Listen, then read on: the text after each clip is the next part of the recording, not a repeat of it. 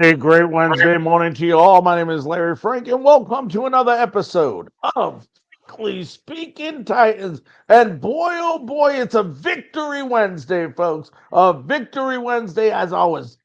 Tennessee Titans defeated the LA Chargers 27-24 on a Nick Folk 41-yard field goal in overtime, and the Titans moved to 1-1. And I'll tell you what, folks, I had a different of emotions in this game. We went the first six quarters, the first five quarters of the year without scoring a touchdown.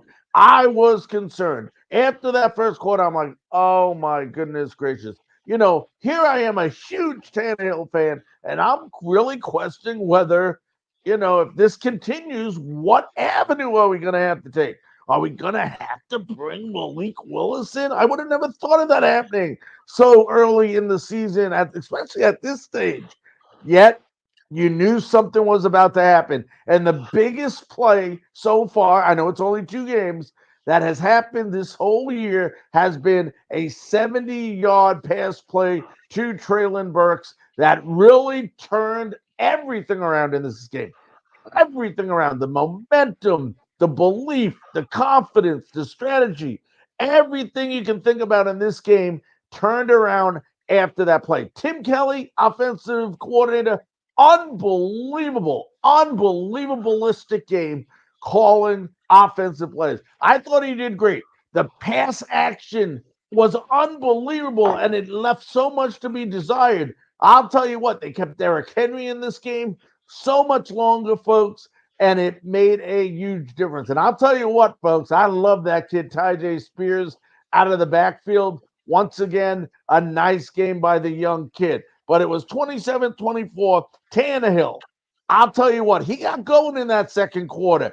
After, fumbling, when I say fumbling, I don't mean literally, but I'm talking about the first five quarters of the year, not having this team score a touchdown. He goes 20 of 24, 246 yards, a touchdown, one rushing touchdown, a 12-yard run that was just beautiful. Who says Ryan Tannehill don't have legs? Also had a touchdown pass in this game. But more importantly, folks, zero. I repeat, zero turnovers in this game. And that's how you win games. You can't make silly mistakes. We still got to work on the penalties. We still had way too many penalties for this team in order for them to keep winning. So we got to stop these silly, stupid penalties that were getting false starts. And, twice or two or three times in this game, our tight ends are the ones moving. So got to get that cut out. But I'll tell you what, another big turning point in this game was when they took out Newsom out of the game and brought Dylan Radins in the game. Thought Radins did a terrific job. The whole offensive line, yeah, they gave up 5 sacks, but those sacks were early in the game, folks. And once Tannehill got going, I mean, he only had 4 incomplete passes. 4 incomplete passes the entire game. Just a phenomenal effort. Way to handle the adversity, Ryan. He came back, and it was a terrific game. Derrick Henry, 25 rushes, 80 yards, not necessarily a good yard per carry, but still an effective game. He had a huge touchdown run over the top from the 1 yard line. Tyjae Spears, I mentioned, 8 rushes, 49 yards. And the Titans were actually 6 of 13 on first down plays. So I thought overall the offense looked good. He distributed the football to everybody, to Aquanko, to Westbrook Akeen. I thought incredible. Traylon Burks had 3 catches, and you got Hopkins in the game. You're catching the ball out of the backfield. This makes it unpredictable for defenses, and that's what they did, and that's why they were able to beat a very, very, very good Chargers team. Yes, they didn't have Austin Eckler, but I'll tell you what, they had Justin Herbert and a bunch of guys that could still make plays on this team, and they did. But our defense, folks, overall, did a really, really good job. We had 3 sacks on the day, a huge one by Harold Landry. I believe Autry had one, and Simmons had a nice one as well. We held LA to only 61 yards rushing. Like I said, Eckler was not in the game. Meanwhile, Kevin Byard, 7 solo tackles. He had 5 assists. How about Roger McCreary? Thought he played a really, really good game defending. He also had 4 tackles, 2 assists. Trey Avery, 7 solo tackles in the game, folks. 1 assist. Al Shire was all over the place, folks. All over the place. Had 5 tackles. He had 3 assists. And Sean Murphy Bunting, he was 2 for 3. He didn't give up. He had, 2 for 3. Had 2 tackles, 3 assists. He did give up a big pass play. I wasn't happy about it, but what does he do? He comes back and defends 3 passes, some big key moments for Murphy Bunting in the game. So I'll tell you what, folks, overall, I thought this team did very, very well. Nick Folk again, what is he? 7 of 7 now. 7 of 7 on field goals this year. He's perfect. A huge one. What is he going to do when the pressure's on? Oh, made a nice 41-yard field goal, folks. I don't know if you saw it on TV, but it was starting to rain real good. And when he kicked that ball, I don't know if I'm the only one that noticed it, but his back foot slipped and he still made a 41-yard field goal. So here's a game, folks, that they just played really, really, really well. And now what do? We have coming up this week, it's going to be the Cleveland Browns, who lost to Pittsburgh last night in a real, real tough game. I believe it was 26-22. But the big news there was Nick Chubb, just a gruesome, gruesome, gruesome knee injury. The knee went backwards. It was just ugly to watch. Obviously, we give our prayers out to him, but he's going to be out for the rest of the year, no doubt about that. But, this is a good defense, a very, very good defensive Cleveland Browns team that we're going up against, folks. They're 1-1 this season. They destroyed the Cincinnati Bengals. I think Burrows had under 100 yards passing in that game. Really no offense they allowed to Cincinnati. Last night, they weren't that bad. I think they only gave up the offense gave up 7 points. It was the Pittsburgh defense that really won that game over Cleveland with what? I think they had a fumble ran back, an interception ran back, something like that in that game where they had 2 turnovers turn into 14 points. But I'll tell you what, folks, this Cleveland Browns team, they're going to go with Jerome Ford. Jerome Ford had a big run in Monday night's game versus Pittsburgh. They may sign Kareem Hunt. He isn't going to be ready to play this weekend. So from a running game, you'd have to think we need to go in there and make sure that Deshaun Watson becomes one-dimensional. You know why? Because Deshaun Watson is struggling. He ain't just struggling. He is struggling. And he doesn't have a good offensive line. This offensive line has given up 9 sacks. I'm talking about Cleveland now. Cleveland's offensive line has given up 9 sacks in 2 games, 6 in Monday night's game versus Pittsburgh. So you talk about feast and famine. You talk about Simmons. You talk about Autry.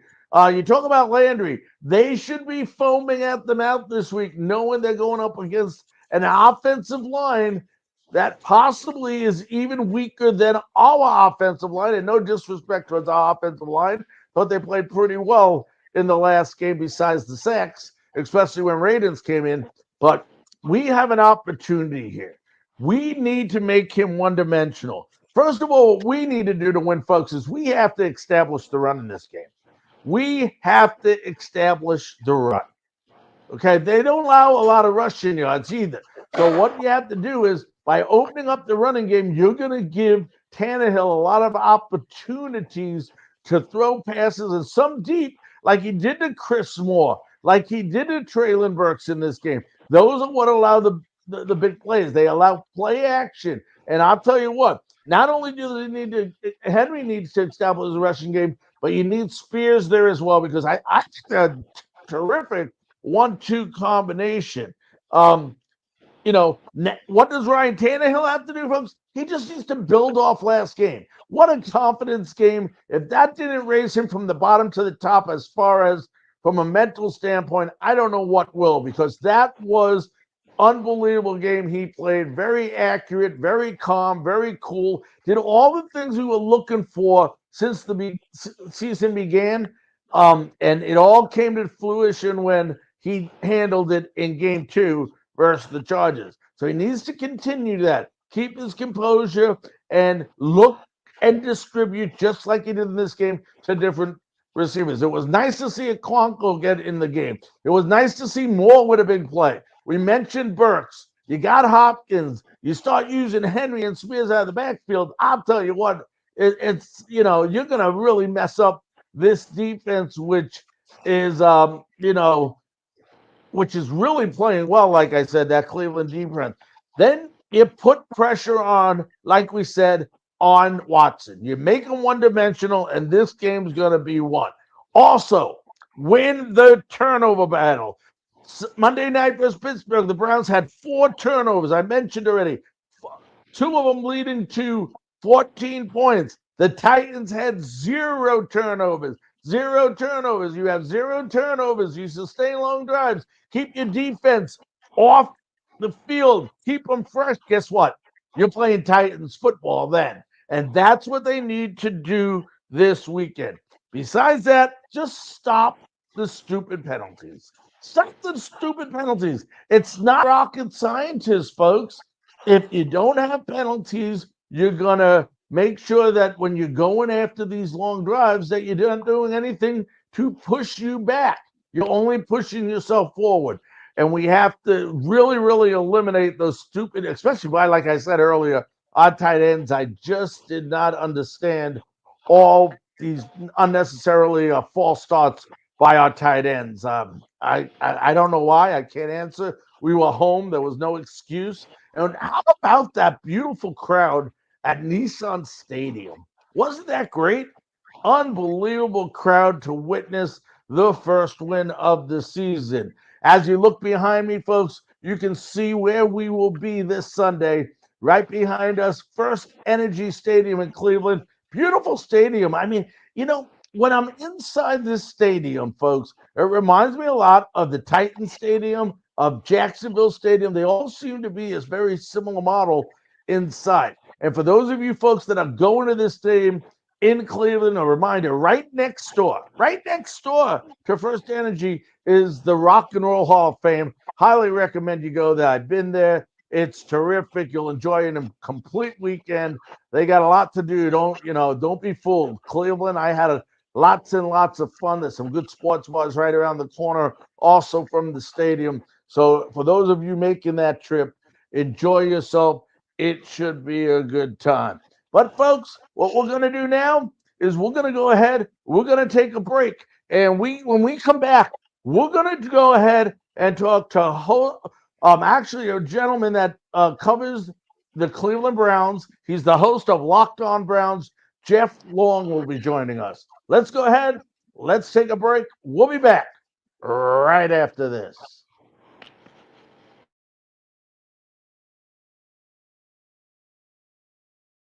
So anxious about moving Mom into a senior living community. We feel so much better now. Mom is thriving. She's living her own life. We're totally in debt to Phoenix Senior Living because they recognize that when it comes to Mom, everything matters. I can't thank them enough for giving Mom the life we so desperately wanted her to have. She has such a sense of purpose and connection now. Her whole life has changed. At Phoenix Senior Living, we want to provide more than just a beautiful building. In all my years of working with seniors, I have never once received a letter about how life-changing our beautiful building and decor were. But I have received letter after letter full of gratitude and appreciation for the people who have given their loved ones the love, care, and attention they needed. For every senior in our care, we invest the time and energy getting to know them, their likes, their dislikes, their interests, their needs, because truly knowing each of our residents and their families is crucial to providing excellent care unique to just them. That's our vision, and it's one we'd be honored to share with you and your loved one.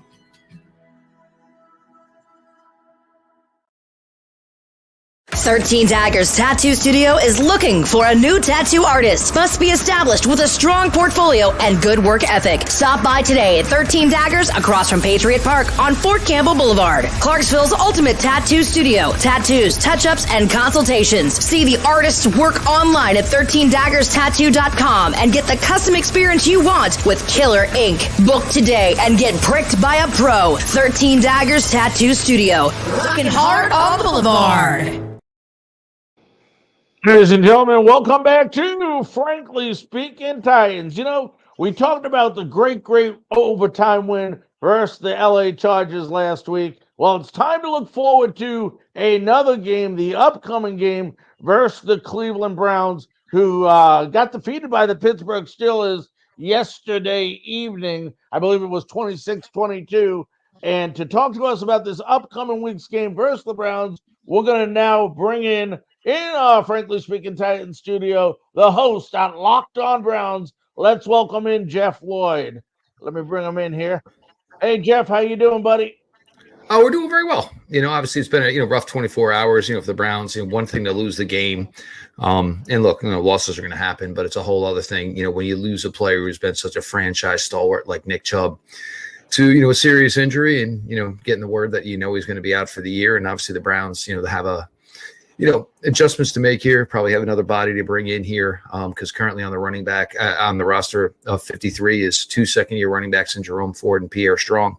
And even if you have high aspirations for him, you probably need some sort of veteran leadership in that room. Yeah, I know they've been talking about Kareem Hunt. They've been talking about, but you know what? I watched Ford yesterday. Ford had a pretty darn good game for a second-year play. He had 16 rushes, 106 yards. I mean, is there a chance that they don't bring in Kareem Hunt and maybe ride Ford the rest of the year? I think either way, the plan is to, probably give Ford, at least the opportunity to, cease this for himself. I think one of the things that most people didn't really, because there was a lot of negatives. Obviously, he had the 69-yard run, so that the rushing yards are obviously skewed a little bit. But I think nobody's taking into account the way he just walked into a really terrible situation. I mean, everybody in the Browns offense knew what happened. And they knew right away that, once a running back goes on the cart the way Nick did, you knew the season was over as far as it was concerned for Nick. But he comes into that drive right away, catches a touchdown pass, contributes later with the 69-yard run. I mean, he made some big plays for that team last night and had to be a real tough situation for him. Obviously, I'm sure Nick's somebody he looks up to. Nick is always a guy who's willing to lend a helping hand to, anybody on the roster. So it was a tough spot for everybody. But to see the kid come into that situation, knowing basically how dire and grave it was and making some big plays was probably pretty impressive. I don't think enough people are giving him credit for that. Yeah, and, you talked about, obviously, everybody's seen it by now, that gruesome Nick Chubb injury. I mean, I knew right when it happened. I mean, it didn't take a rocket scientist to figure out he was done for the year. More importantly, I was worried about him because then supposedly he had an artery issue when the knee went out. It just went completely backwards. Terrible. How does the coach now take this team and say, okay, you just lost arguably your best player on the team. He's out for the season. How do you get things back on track mentally for this team going home against the Tennessee Titans? I think, look, I mean, everybody understands, you're no fool if you get to the NFL about, how cruel the game can honestly be, and what players have to go through.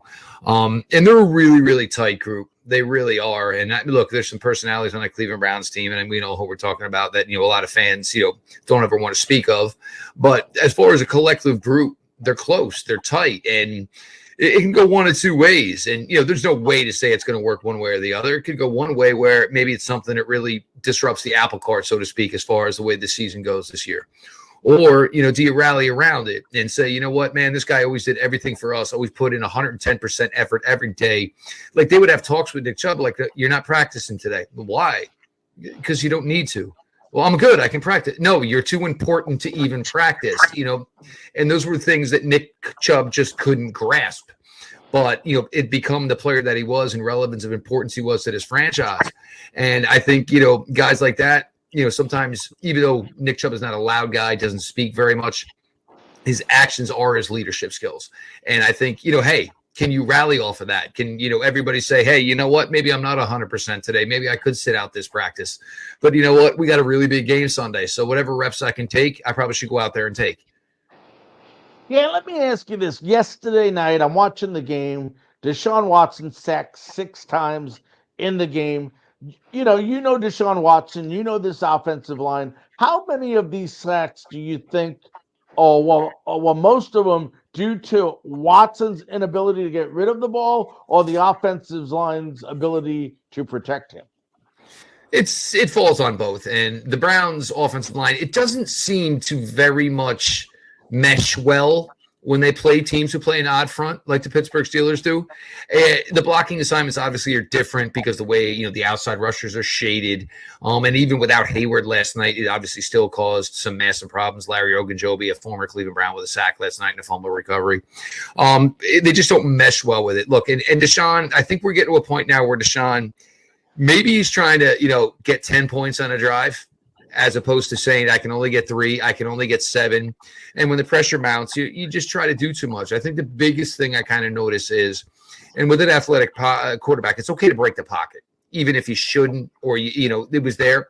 But there's got to be a purpose to it. You're doing it with the purpose of, I know I can get 10 yards with my legs, or you're doing it with the purpose of, I know I'm going to create, basically a high-low situation on a DB where I got a guy behind him and a guy in front of him. So either way, I've got an easy throw. I think he's having a problem when he breaks the pocket right now, just exactly what he's breaking the pocket for. If another thing I noticed last night is Amari Cooper and him seem to be on the same page. He had 10 targets to Cooper, 7 receptions. That's 70% of the time. But the one thing this year that seems to be off is his communication or success with Elijah Moore, who only had 3 receptions out of 7 targets in the first game. Last night it was 3 receptions on 9 targets last night. What are you seeing with those two going on? Well, the problem is, and they actually did, and I actually called for it. I put it out on social media early in the game, is the Browns need to call a shot play for Elijah Moore. Everybody looks at a guy like Elijah Moore, and you get that, the Cooper Cup types where you're just trying to get the ball to them in space. But the problem is every route he runs, nobody has any belief that, oh my God, what if he just kept running? He's never running 9 routes. So they did finally call the shot play. He called it. It was a little bit out of bounds. Obviously, the catch didn't happen. But I think they just, they need to understand that, you got to treat him like he's a full receiver. Because if you're just going to treat him like he's, an underneath guy, it's kind of, focusing the coverage on him more, but it's also taking away what Elijah Moore is really capable of. I mean, this is a guy who ran 4.35. This is a guy when he's at Ole Miss torched, Alabama for damn near 200 yards. He's got a lot of talent. He's more than just a gimmick player. And I think the problem is the Browns move him around so much right now. That's affecting the relationship between him and Deshaun Watson, because it's not a bunch of him and Amari Cooper. You see a lot of the same routes. It seems simple, like they, playing music together. Elijah Moore, it's a million different things. Backfield, this, that, jets, sweep. I mean, there's just so much going on. It's really hard to develop the overall rapport because you're trying to do 20 different things in a different game. And when you looked at this game last night, I thought overall the Cleveland defense didn't do too bad. They only gave up 255 yards this entire game, but you're not going to win when you have penalty after penalty and 6 turnovers, which obviously the turnovers definitely did them in. But let me ask you a question. Was this a matter of Pittsburgh's defense being that good or Cleveland Browns offense being that bad? Well, look, the score was, obviously 26-22 with about 5 minutes and change to go. And the Cleveland Browns had 2 timeouts. Go be a winning football team. It doesn't matter that Nick Chubb got hurt at that point and didn't return. It didn't matter that your offense gave up 2 defensive touchdowns. To this point, the Cleveland Browns defense has only given up 15 points. The Browns offense gave up 14 last night. So it was obviously 12 points last night, 3 points in week 1. The Cleveland Browns defense has given up 15 points in 2 weeks, 7.5 a game. They are not the issue. Look, you can play as bad as possible. But you're telling me if you want to be teams like the Buffalo Bills, you want to be teams like the Kansas City Chiefs, and I'm not even saying the Browns going to the Super Bowl, you don't think the Kansas City Chiefs will say, hey, we played like crap, but I got 5.5 minutes to go, and I've got the ball with 5 minutes to go. I'm saying, I'm down 4, 5 minutes to go with 2 timeouts, even though my team played like butt. You want to know what? Patrick Mahomes, Josh Allen, what do those quarterbacks do? They go out and win the game. That's right. They sure do. Okay, now this week you play the Titans. Besides the turnovers, obviously have to be corrected. What is the biggest aspect of the Browns game that you think needs to improve by this Sunday when you play the Titans? Well, look, in the Titans' first 2 games, they've given up 610 yards, so 305 yards passing per game. This Browns team, either way, they were going to gravitate to being more of it being Deshaun Watson's team as opposed to Nick Chubb. Everybody talks about the Cleveland Browns offense for the last few years. Who do you talk about? You talk about Nick Chubb. They were trying to make it, hey, this is Deshaun Watson, and we have a great asset at running back in Nick Chubb. So this was the plan that the Browns wanted to get to. Week 1, obviously, they needed Nick Chubb to do a lot of what he did to make a difference with almost 130 total yards in that game to get the Browns to win. The defense also got it done. In Week 2, the Browns defense got it done again. Obviously, Jerome Ford over 100 yards. Nick Chubb was over 50 yards before he got injured. Deshaun Watson and the passing game, you've got to start to be the contributing factor here.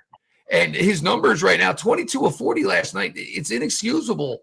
And it's not the money thing per aspect. And I don't need Deshaun Watson to play like Josh Allen, Patrick Mahomes. This defense is good enough. We'll see if the running game can at least remain close to what it was. But you got to make the plays you got to make. And that's the problem they're having right now. He'll make a play here, he'll make a play there, but he's making less plays than he's making, and that's the problem. Now, talk about Jerome Ford this weekend coming up. Will be his first starts to say, and he's going up versus one of the best, if not the best, Russian defense in the league. That's got to be a tough task on this young kid. Oh, there's no doubt about it. Jerome Ford had 8 carries last year. He was the Browns' 4th-string running back.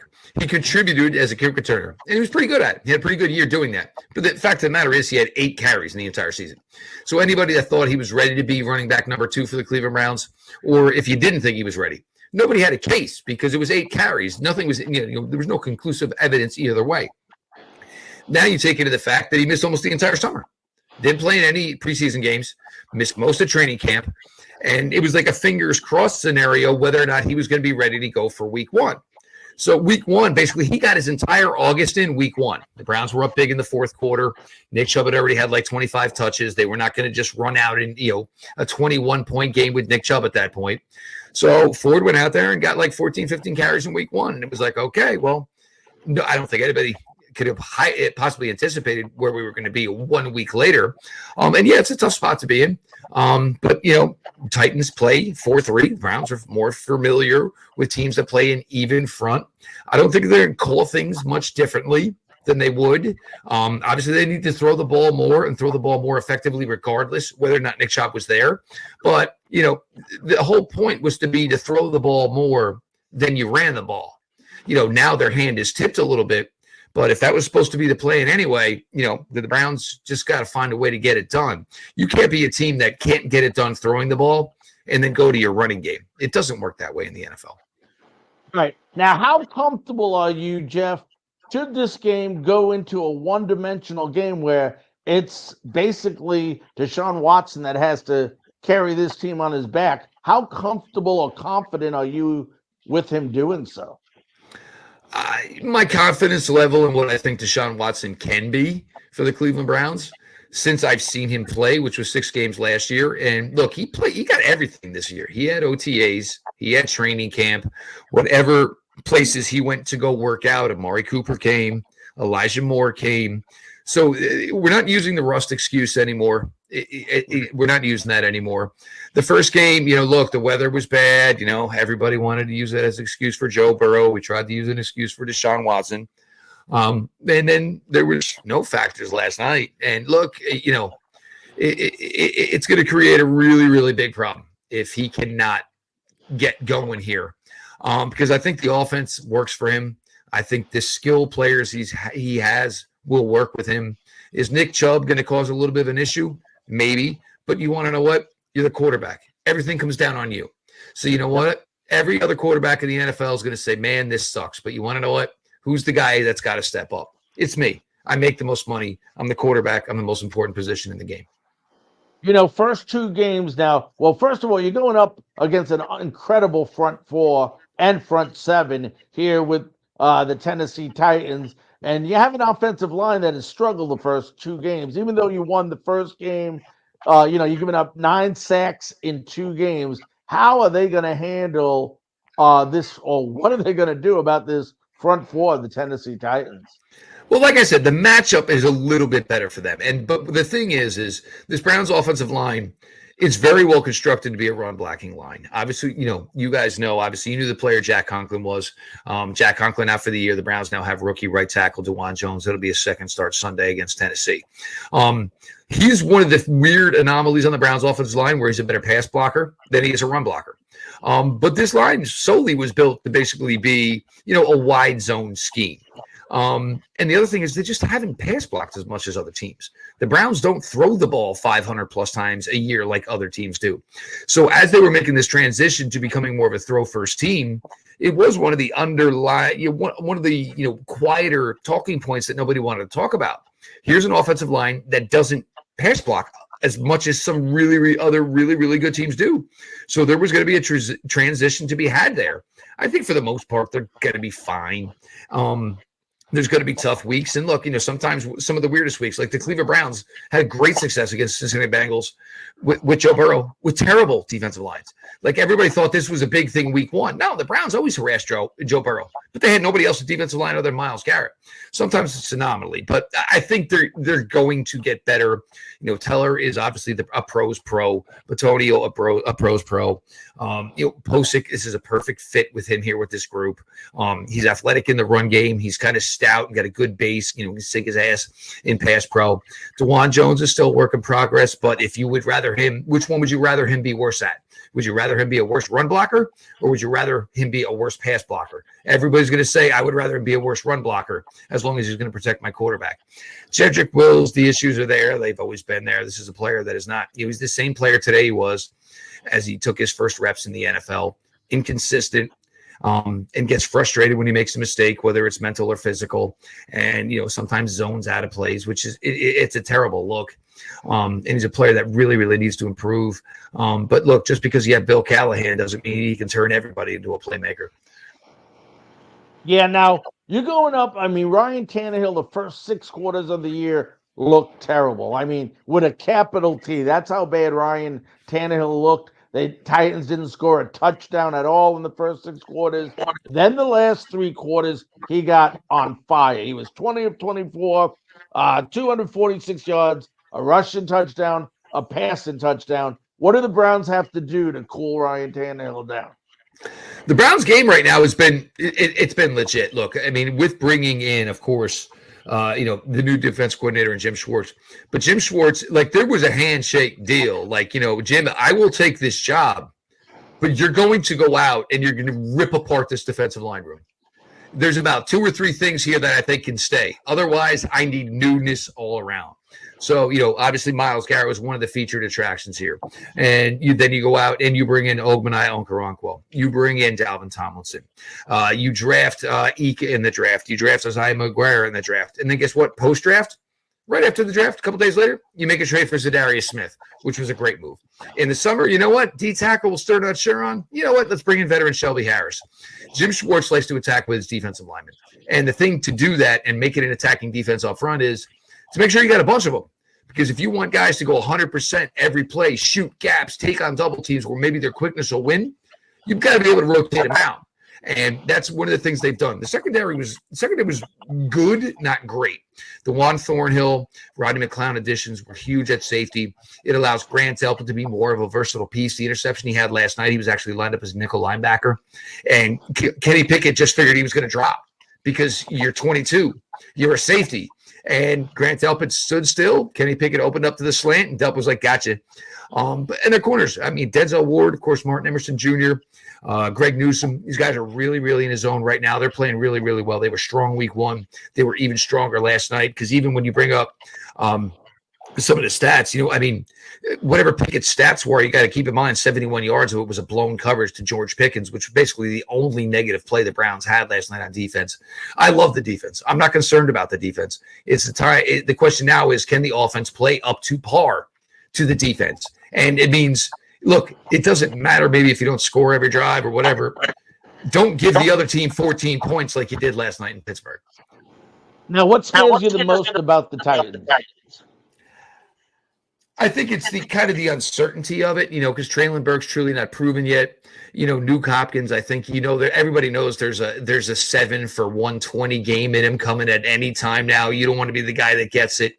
The last time, one of the last times they played him, they actually handled Henry pretty well. They went 5-man front that day. But I would say the problem is you don't know necessarily what the Titans are right now. And that's the part that maybe scares you the most. How do you have a true game plan for a team that maybe you're not truly sure? Like, Derrick Henry's a big featured part of it, but you're not sure what the other pieces are. And, so obviously you got to play some deep coverage because the Traylon Burks reception was, a game changer. So you got to think Tennessee's obviously got, hey, we got to call, if we called one shot play and it worked out, we got to call a couple more. So that type of stuff, the stuff that maybe you don't have a true read on who they are just yet. What advantage do you think the Browns have over the Titans in this game? I said it last week to Pittsburgh's people I spoke with. I don't think people understand how good this Browns defense is. I don't. And the one thing, the biggest takeaway I had last night is the way those new Browns retro jerseys were. Is it was kind of hard to pick up the numbers on the television screen. But all I saw was white and orange everywhere. If the play was going left, there were, hats to the ball. It sounds so old. It sounds so cliche. But these guys are really in a zone right now. They really enjoy playing with each other. They appreciate each other. And defensively right now, it's as good as it's been in my time covering this team. And it's weird to say because, this defensive unit under Schwartz has only been together for probably about, I would say you'd call it maybe 7 weeks for real right now. But they look like they are in a real good zone. Couple more questions. We'll let you run here, Jeff. What is the key from the Browns' perspective that they have to do? What are the keys of the game, so to speak, for you or the Browns, I should say, to win this game? Literally, it's got to be the passing game. We got to be talking well north of 60% completion percentage. And look, like I said, this team has given up 305 yards to the Tennessee Titans in the first 2 games through the air. The Browns, this matchup looks like, hey, here's the chance maybe if you're going to get better in the air, maybe here's a team you can get better in the air against. One game went long, obviously, yes, with the overtime. But look, you got to get better. You've got to get north of, completion percentage. I'm not asking, 70, which is what a lot of teams ask for nowadays. Could we hit 65, 63? I'd be happy with it. He was 14 of 29 week 1. I think last night he was 22 of 40. Can I get a 21 for 29? Is that too much to ask for? Yeah, I hear you there. Well, to me, it sounds like it could be one hell of a defensive battle here in Cleveland this weekend. I'll ask you the last question. What's your prediction? What's the outcome of this game? I would have felt more comfortable, obviously, if Nick Chubb is playing. And I got aggravated last night because right before kickoff, they did the predictions of the game. And, I think it went 3 out of 4 for the Steelers. And I was hot, man. I was pissed. And then, but they were like, you know what? The Steelers really need this.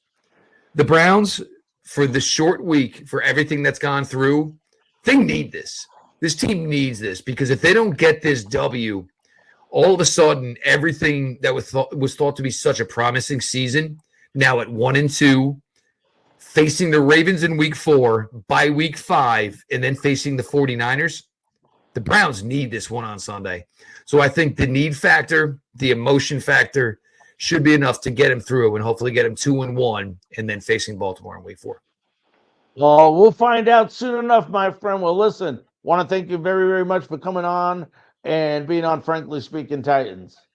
No problem at all, Frank. Have a great day. Thanks for having me. All right. Be safe, my friend.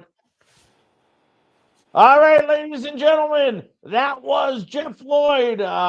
He's the host of Locked On Browns. Let's go ahead. Let's take a break. We'll be back right after this. 13 Daggers Tattoo Studio is looking for a new tattoo artist. Must be established with a strong portfolio and good work ethic. Stop by today at 13 Daggers across from Patriot Park on Fort Campbell Boulevard. Clarksville's ultimate tattoo studio. Tattoos, touch-ups, and consultations. See the artist's work online at 13daggerstattoo.com and get the custom experience you want with killer ink. Book today and get pricked by a pro. 13 Daggers Tattoo Studio. Rockin' hard on the boulevard.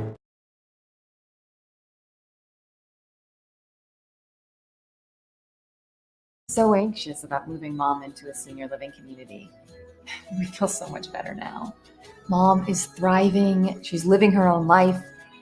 We're totally in debt to Phoenix Senior Living because they recognize that when it comes to mom, everything matters. I can't thank them enough for giving mom the life we so desperately wanted her to have. She has such a sense of purpose and connection now. Her whole life has changed. At Phoenix Senior Living, we want to provide more than just a beautiful building. In all my years of working with seniors, I have never once received a letter about how life-changing our beautiful building and decor were. But I have received letter after letter full of gratitude and appreciation for the people who have given their loved ones the love, care, and attention they needed. For every senior in our care, we invest the time and energy getting to know them, their likes, their dislikes, their interests, their needs, because truly knowing each of our residents and their families is crucial to providing excellent care unique to just them. That's our vision, and it's one we'd be honored to share with you and your loved one.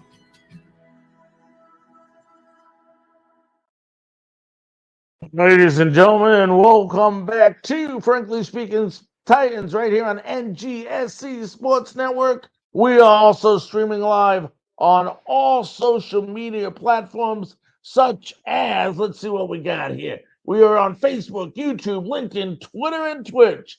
Make sure to join all of our different Frankly Speaking Sports platforms. Reminder, we are also on PSF app. I don't know if you folks have checked it out, but it is amazing. The most interactive sports app that I've ever seen, where you get to not only chat 365 days a year, 24/7, and also during the game. That's right, during the game. Go to any of our platforms or just go to Twitter at PSF _app, and there'll be different ways that you can go ahead. You can go on, type Pro Sports Fan or PSF on your Google, on Android, or on Apple, on iPhone, and go to the PSF app. Hit NFL and pick your favorite team. Obviously, if you're watching this show, most likely it is the Tennessee Titans. Hit Tennessee Titans. It'll take you right into the chat room, and you'll be a member. It's free. It's 100% free. Definitely join. You'll see me on Sundays with my buddy and co-host Max. Just a great, great, great show, and I'll tell you, very, very interactive. Well, like I said, folks, we'll back to our last segment here, and every week we go ahead and we tell you about our predictions. What are our predictions? Let me see if they have. I don't know, but I know we had a very, very good week. I think like 18-14 on the year right now with our picks. Not too bad. 18-14, I'll take it. But let's go ahead and first start out, before we get into these other games, let's start out with our very own Tennessee Titans, who are playing at the Cleveland Browns. It is on the road. It is in Cleveland, but the weather should be decent. I'd rather play them now than play them later in the year. Not that the cold weather would be a major factor for us, but Cleveland does get a little bit colder than Tennessee. But on an overall, this is the time if you're going to beat Cleveland to beat Cleveland. It's an unfortunate situation if you're a Cleveland Browns fan. Nobody likes to see anybody get hurt. But they're without their major player, Nick Chubb, who's out for the season after that gruesome knee injury. They have Ford, who's going to be the running back this week. I know they're looking for another running back to replace Chubb. Some people are talking Kareem Hunt. No way he's going to be available for this weekend. I just don't see that happening. So I think we're going to put a lot of pressure on Watson, make him one-dimensional. As long as we do the things I talked about in segment one and not beat ourselves. Do not beat ourselves. We should win this game. They got a pretty darn good defense over the first 2 games, held Cincinnati pretty much to nothing. You saw the game yesterday versus Pittsburgh. Overall, Pittsburgh, really scored on 2 turnovers. Otherwise, you take those 2 turnovers away. What Pittsburgh didn't score much against the defensive side of the football. So the Cleveland Browns do have a good defense, but our offense is on fire right now. If we can continue to play action pass, make things unpredictable, and that offensive line can hold up like they did in quarter 2, 3, and 4 last week, I don't think there's any question that we win this game. I tell you what, I mentioned this duo of Spears and Henry. I love it. I love it. I love it. And it's really nice to know they're not just a threat running the football, but a threat at catching the football as well. We've seen Spears go down the sideline before for a pass. So a lot we can do with these 2 guys. Then you add now Okonkwo getting in the game. You got Moore with that huge catch I mentioned. Burks is starting to see the ball. We're starting to have an identity that we're not just D Hopkins. And some of the reasons Chris Moore got open on that play, or on other plays Treylon Burks got open, is they are teaming up on D Hop. So when they team up on him, that's going to leave pretty much Burks one-on-one. And anytime Burks is one-on-one, he has a very, very good chance of winning that battle, which he did on Sunday for that 70-yard beautiful turn around the year so far play. So we go in there, no turnovers. I would love to see us eliminate some of these stupid penalties I mentioned earlier. And I really feel confident about this Tennessee Titans team, and I think you all should too. And it could be a good defensive struggle. Our offense is 100% better than their offense. But like I said, we're going to make Nick Chubb one-dimensional. I can't believe I said Nick Chubb. Deshaun Watson one-dimensional. I'm telling you what, he's going to make his mistakes, and you're going to see at the end of the day, your Tennessee Titans will win this second game in 3 games this year. Will be 2-1. So that's the way I'm looking at it. Let's go ahead and let's move on to other game. The New York Giants, I'll go into, and I'm taking my phone because my picks are on my phone, to the San Francisco 49ers. I'll tell you what, this 49ers team is 2-0. They're playing really, really, really well right now. Everyone knows about McCaffrey and Samuel and Ayuk. I mean, this is a good team. This is a good, well-balanced team. I don't see the Giants going in, especially on the road on the West Coast, and beating San Francisco. I have the 49ers moving to 3-0 on the year and defeating the Giants. Meanwhile, in Atlanta at Detroit, I'll tell you what, I'm going to skip that game. Atlanta is 2-0, folks. 2-0. Desmond Ridder has this team playing pretty well. Meanwhile, the Lions 1-1. They lost a heartbreaker. My goodness gracious. But I'll tell you what, when push comes to shove, I like this Detroit Lions team. I like what Coach Campbell is doing with this Detroit Lions team. I like them at home beating Atlanta. So I would definitely take the Lions in this game. Meanwhile, the Saints are 2-0. The Saints are 2-0 playing Green Bay. Green Bay is 1-1. I know they got Jordan Love there. Everybody's starting to jump on the Jordan Love bandwagon. Tell you what, New Orleans playing pretty well. Derek Carr, has changed his team around. They got, they got Michael Thomas out there. Kamara's not back this game. I believe he's back the game after. But this team has been playing pretty well. I'm taking the Saints over Green Bay. Meanwhile, it's the Broncos. 0-2 Broncos versus the 2-0 Miami Dolphins. Tua. And I'll tell you what, Miami is going to take it to them this game. They're going to defeat Denver at home, and the Dolphins should remain undefeated at 3-0. Meanwhile, the Chargers, which lost to our Tennessee Titans in overtime, go all the way to Minnesota to play the Minnesota Vikings. I am sorry for the fans in LA because their team will be 0-3 at the end of this day. Meanwhile, New England at the Jets. Jets had it tough. I'll tell you, Zach Wilson, real tough game. Everybody was high on him that night after Aaron Rodgers got injured. He came out, did not play a good game. I'll tell you what, I have confidence in Zach Wilson. I'm not a Mac Jones fan at all. I don't think New England has as good of a team as everybody thought they had at the beginning of the year. I'm taking the Jets at MetLife to win and New England to remain winless after this game. Meanwhile, Buffalo at Washington. How about Sam Howell, man? I picked him before the year began. I've actually picked him last year when he was drafted and told you he would. I showed people, I told people, I explained to people why I thought this kid would be so good. I watched him play at North Carolina. I'm really excited about the career he's going to have in the NFL. Unfortunately, this may not be one of the best days as I have Buffalo beating Washington.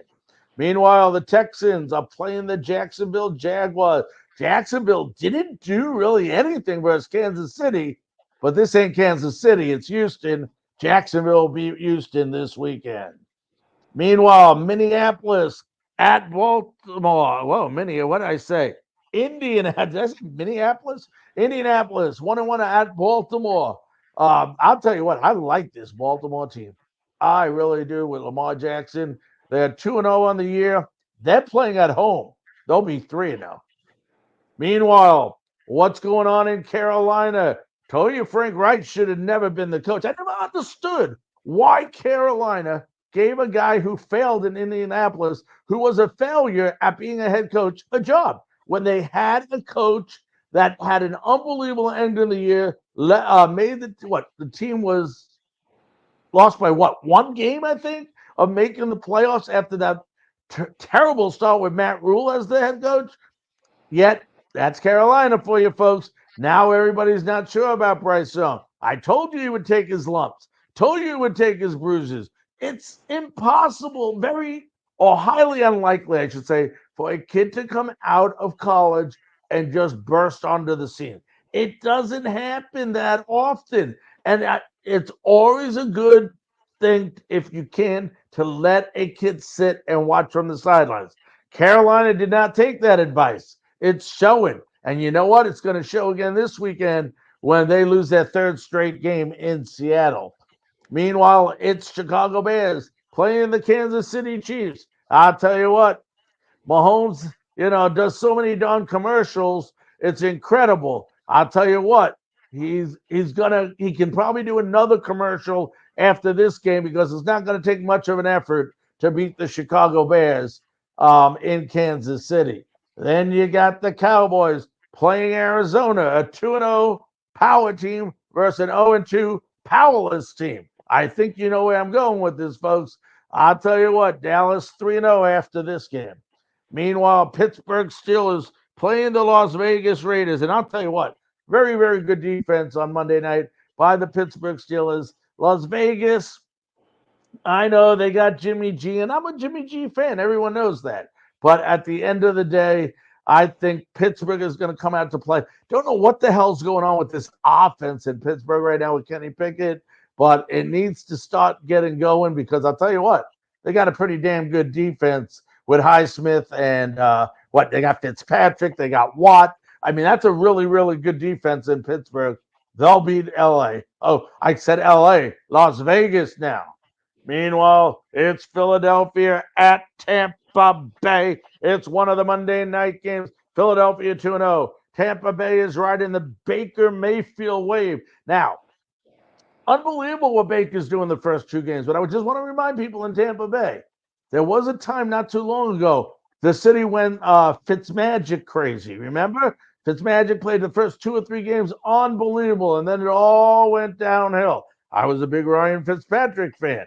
I'm not a huge Baker Mayfield fan, though I am impressed with the first 2 games of the season. Actually, I should say the last 3 halves that he's played. I think the first half of the season, like everybody else, he struggled just to get ready and in form. But right now, in the last 3 halves, you got to give credit where credit is due. And Baker Mayfield's playing well, but he's not going to play well enough this weekend to beat Philadelphia. I have Philadelphia moving to 3-0. Buccaneers losing their first game of the season. Then you got the Rams. The Rams at Cincinnati. Very interesting game. Bengals are really playing poorly this year. What the heck is going on in Cincinnati? I don't think the Rams really care what's going on in Cincinnati. All they care about is going there and making sure they win their second game of the season and making sure Cincinnati remains winless. And guess what? That's exactly what they're going to do. I have the Rams over Cincinnati in this game. So, ladies and gentlemen, that's our picks of the week right here. We're 18-14 on the year. We had an unbelievable week last week. Not such a good week 1, but we did bounce back. We handled adversity pretty well. So we're 18-14 on the season. Those are our picks. I'll tell you what, folks, we're looking forward to an unbelievable game. Reminder, stay up to date. Go to PSF app, hit NFL, go to Tennessee Titans chat room, and stay up to date 24, 365 days a week. And we'll leave you all the latest information, all the latest breaking news, and also join us Sunday. Interact with us during the game. Love to have you.